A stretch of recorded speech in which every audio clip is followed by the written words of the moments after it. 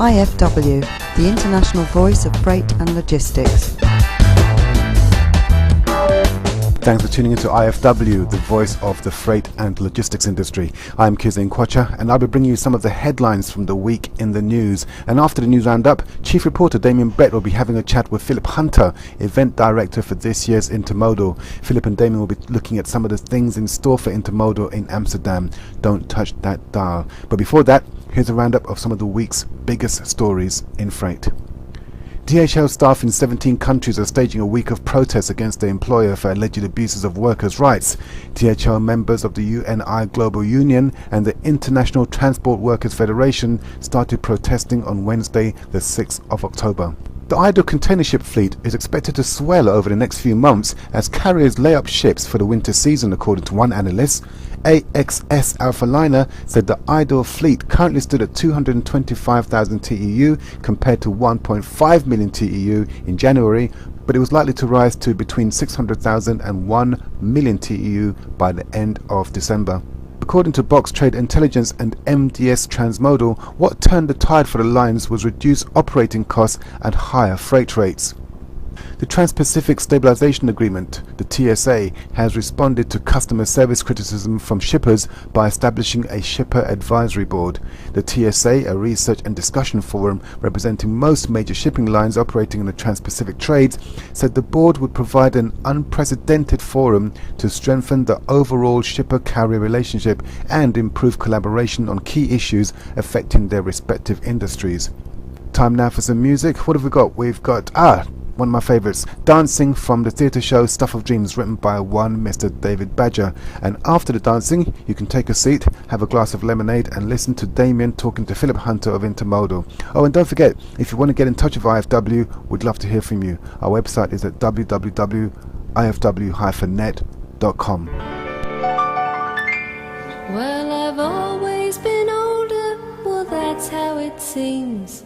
My mind pursuing just one single thing, willing my body to grow with a dream, and finding the magic of dancing, dancing.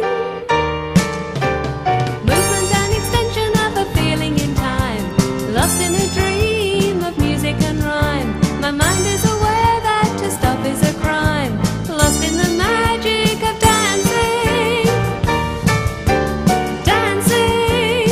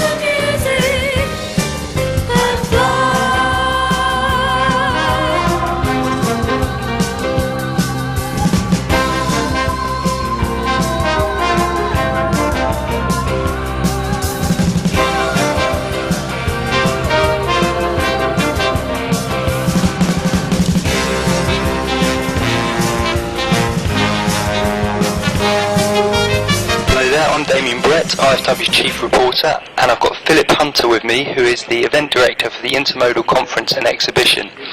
And he's going to be a busy man over the next 8 weeks because the event is taking place in Amsterdam from the 30th of November to the 2nd of December. So he's got a lot of organising to do, but Philip's taken some time out of his busy schedule to talk to IFW Radio. Now, Philip, I put a look at the programme for the conference, and it looks like you've got a few lively presentations. But what do you think are going to be the hot topics at this year's event? Well, it's actually it's interesting. I was actually looking at this earlier on this morning and just sort of going through it all. We've got so much happening at the show, all around the show and in the conference as well. We're actually running a slightly different model for the conference this year. We're going to have 3 conference theatres, all active all the way through the 3 days of the show. So there's a lot of conference sessions.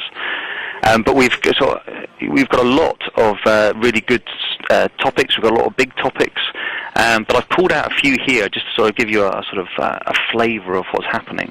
I mean, one of the big things, the big focuses for this year is definitely going to be how the industry and how everybody is recovering from last year. I mean, last year was pretty poor for everybody. But we're going to be looking at, how trade's increased, the repositioning issues and the stock control issues that are now in place. Because although things have improved massively as we've gone through this year, there's still big effects being felt across the industry. So it's a great opportunity to look back and review this year in light of how it's all recovered and what still needs to be sorted out.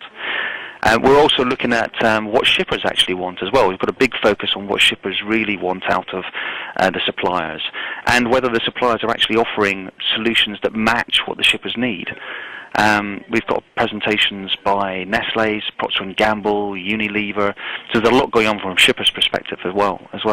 I think one of the things about this show is that it gets everyone together from across the industry, and a lot of the topics that we've chosen are the hot topics that people are talking about. We do a lot of research into what we should be covering and what people are really interested in. It's the very nature of putting together a conference. So I think that we're usually quite good at that. So we usually hit the nail on the head with these things. So I think people automatically will be interested in these topics, and I think when they get there, people will want to discuss them. They'll want to hear the success stories. They'll want to shout about the successes. They'll want to know what's been done, how things have been moved forward, and learn from it. Understand how they can do things better and move things forward. But I can see some of these sessions being very lively, especially the panel debates. I'll look forward to it because I'll be attending, and there'll be some coverage in IFW as well. But apart from the conference, what else is going to be going on? Well, we've got a whole lot of other sort of things lined up. So we've got presentations from the COA, the Container Owners Association. They're putting on a series of sessions specifically looking at the flexi tank industry. So that should be, if you're interested in flexi tanks or have anything to do with flexi tanks, that should be a very good session to turn up to. We also have a port debate being held. So there's a port debate that's been held for the past few years now. I think it's the past 2 years, by a publisher called New Blad Transport Publishing. And they've held a port debate every year in Rotterdam. So this year, the port debate is going to concentrate on intermodalism. And the theme of the port debate is going to be modal shift equals mental shift. So it's very much about looking at, if you do need to use different modes of transport, you do need to think in a different way. And they generally sort of bring 150 to 200 people to this port debate. So it's a very lively, in-depth discussion, lasts for about 3 hours. So that's going to take place on the first day of the show. That should be very good. We've also got a whole series of launches of new products that are going to take place at the show as well, from companies including Hempel and Klinger and Velspar and Langship and Carrier, Titan Brooks and iInterchange. They're all launching new products. So we're doing showcases for all of them on the website so you can see more information, and they'll be doing special features on their stand as well. And on top of that, there's Interporto Campano are also doing a showcase on interconnectivity from Italy through to Northern Europe, showcasing the transport links through Interporto Campano itself, which is an inland hub, and the Port of Naples and the Port of Bologna, and how that all interlinks up into Northern Europe. So there's lots of little things. There's also evening receptions, and there's drinks receptions. There's lots of stuff going on. It's all on the website, so you can go in there and you can sort of list through it. And the European Intermodal Association, I've heard they're going to be presenting some awards as well. That's right. Yeah, they're going to do. They've got an award running. The European Intermodal Association are running a series of sessions looking specifically at their Intermodal Yearbook, which they've just published, which is a very interesting yearbook that looks at intermodalism across Europe and looks at different stats and the growth in coverage and the growth in transport. But at the end of those presentations, they're going to be awarding the EIA award for best new and most innovative solution in the intermodal industry. So they've got a judging panel that's been reviewing that's a whole series of very interesting proposals they've had through. I know that they've had through a proposal from a big dairy producer, a large deep-sea terminal operator, and two innovative rolling stock equipment manufacturers as well. So they've got a lot to sort of go through and sort of look at. And I believe they've chosen the winner already, but I don't want to go into too much depth about it because I want it to be a big surprise at the show itself. It actually will take place at the end of the second day, so the 1st of December. Okay, and there's an exhibition going on, obviously, at the same time. Who's going to be exhibiting, and who should we look out for? Well, the exhibition, I mean, the whole event will take place in one hall, so the conference and the exhibition and the awards and the drinks receptions, they'll all take place in the same hall, which is in the Rai in Amsterdam. And the conference is dotted in the 3 of the 4 corners of the hall itself, so everyone will be in the same place, and you'll see the stands stretching across the hall. So we're going to have a good 100-odd exhibitors, or 100-odd stands in the hall, and they range from quite a broad spectrum of solution providers. We've got some of the biggest leasing companies, container leasing companies and container manufacturing companies in the industry are present at the show. We've also got logistics companies, we've got some shipping lines at the show. We've got quite a wide range of exhibitors that are going to be there.